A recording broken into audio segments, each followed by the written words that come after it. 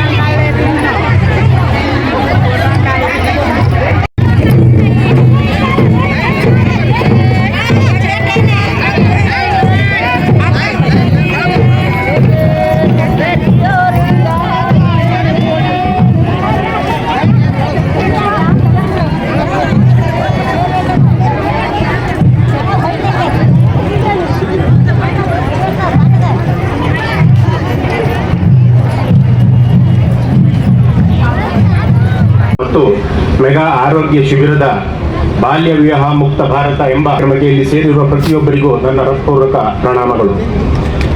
ಗೌರವಾನ್ವಿತ ಉಚ್ಚ ನ್ಯಾಯಾಲಯದ ಮುಖ್ಯ ನ್ಯಾಯಮೂರ್ತಿಗಳು ಹಾಗೂ ರಾಜ್ಯ ಪ್ರಾಧಿಕಾರದ ಪ್ರಧಾನ ಪೋಷಕರಾದ ಜಸ್ಟಿಸ್ ವಿಭು ಬಕ್ರೂ ಸಾಹೇಬರು ಹಾಗೂ justice Anu Sivaraman, Justice Jyoti M, Justice Hanchate, not only as center of history but also as a place where we come together to promote justice, awareness and social progress. Irkal, located in the district of Bagalkote, is widely known for ಅಂದರೆ 18 ವರ್ಷಕ್ಕಿಂತ ಕಡಿಮೆ ವಯಸ್ಸಿನ ಮಕ್ಕಳು ತಾಯಂದಿರಾಗಿದ್ದು ಕಾರಣ ಈ ಬಾಲ್ಯ ವಿವಾಹ ಮತ್ತು ಪೋಕ್ಸೋ ಕೇಸುಗಳು.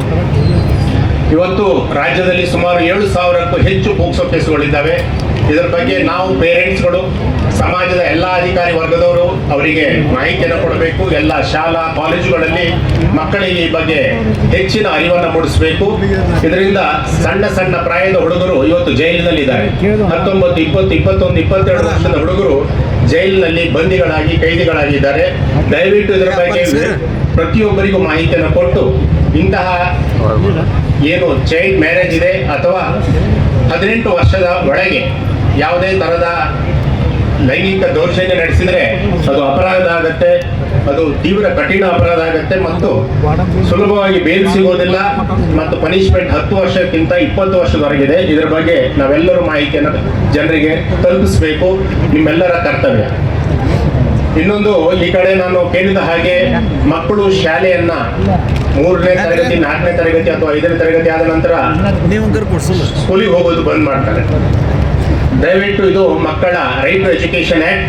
ಪ್ರತಿಯೊಂದು ಮಗುವಿಗೆ ಶಿಕ್ಷಣವನ್ನು ಕೊಡುವುದು ನಮ್ಮೆಲ್ಲರ ಜವಾಬ್ದಾರಿ.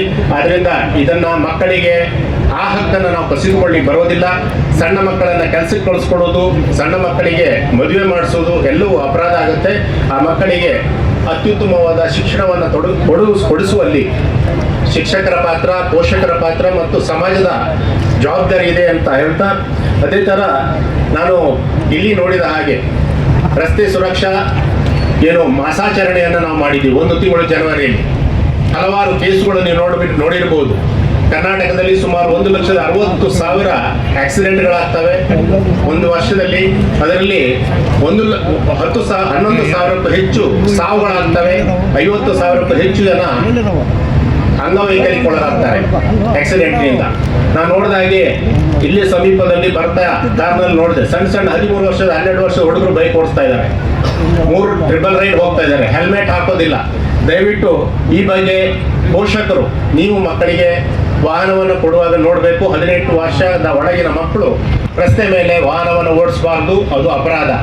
ಆದ್ರಿಂದ ಅದರ ಬಗ್ಗೆನೂ ತಿಳಿಸ್ಕೊಡ್ಬೇಕು. ಅದೇ ತರ ಮಕ್ಕಳಿಗೆ ಸಂಬಂಧಪಟ್ಟಂತ ಯಾವುದೇ ಅಪರಾಧಗಳು ನಿಮ್ಮ ಗಮನಕ್ಕೆ ಬಂದಲ್ಲಿ ದಯವಿಟ್ಟು ಚೈಲ್ಡ್ ಹೆಲ್ಪ್ ಲೈನ್ 1098 ಇದಕ್ಕೆ ಕಾಲ್ ಮಾಡಿ ತಿಳಿಸ್ಬೇಕು.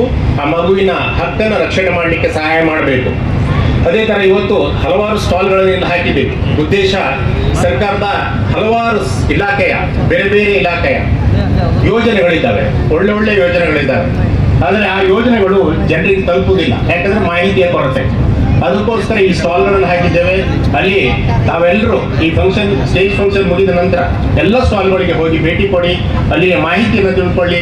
ನಿಮಗೆ ಅರ್ಹತೆ ಇದ್ರೆ, ನೀವು ಫಲಾನುಭವಿಗಳಾಗಲಿಕ್ಕೆ ಹಕ್ಕು ಇದ್ದರೆ ದಯವಿಟ್ಟು ಅಪ್ಲಿಕೇಶನ್ ಅನ್ನು ಕೊಟ್ಟು ಆ ಒಂದು ಸರ್ಕಾರದ ಯೋಜನೆಯ ಫಲಾನುಭವಿಗಳಾಗಿ ಅಂತ ಹೇಳ್ತಾ, ಅದೇ ತರ ಆರೋಗ್ಯ ತಪಾಸಣೆ ಹೆಲ್ತ್ ಕ್ಯಾಂಪ್ ಅನ್ನು ಮಾಡಿದ್ದೀವಿ.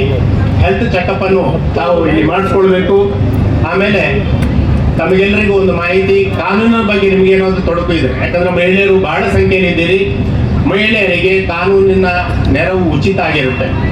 Section 12 of legal service authority act ಪ್ರಕಾರ ಮಹಿಳೆಯರಿಗೆ ಯಾವುದೇ ಹಣಕಾಸನ್ನು ಕೊಡದೆ, 1 ರೂಪಾಯಿಯನ್ನು ಖರ್ಚು ಮಾಡದೆ ಫ್ರೀ ಆಗಿ ಕಾನೂನಿನಲ್ಲಿ ನಿಮ್ಮ ಸಿವಿಲ್ ಎಮಿಕಲ್ ಕೋರ್ಟಿನಿಂದ ಸುಪ್ರೀಂ ಕೋರ್ಟ್ ವರೆಗೆ ನೀವು ಫ್ರೀ ಆಗಿ ಕಾನೂನಿನ ನೆರವನ್ನು ಪಡೆಯಲಿಕ್ಕೆ ಸಾಧ್ಯತೆ ಇದೆ. ಅದಕ್ಕೆ ನೀವು ಸಮೀಪದ ಕಾನೂನು ಸೇವಾ ಪ್ರಾಧಿಕಾರಕ್ಕೆ ಹೋಗಿ ಒಂದು ಅರ್ಜಿಯನ್ನು ಕೊಡಬೇಕು ಅಷ್ಟೇ.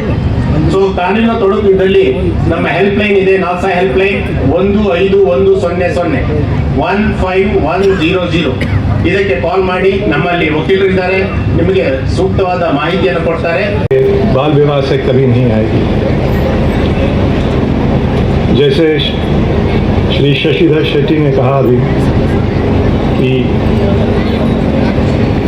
बच्चे हमारी धरोहर हैं, उनको सुरक्षित रखना, उनके भविष्य को सुरक्षित रखना हमारा फर्ज ही नहीं है, हमारा धर्म है। मेरा आग्रह है आपसे कि आप सब ये एक प्रण लें कि जो ये बाल विवाह का प्रथा है उस भारत को उससे मुक्त कराएंगे।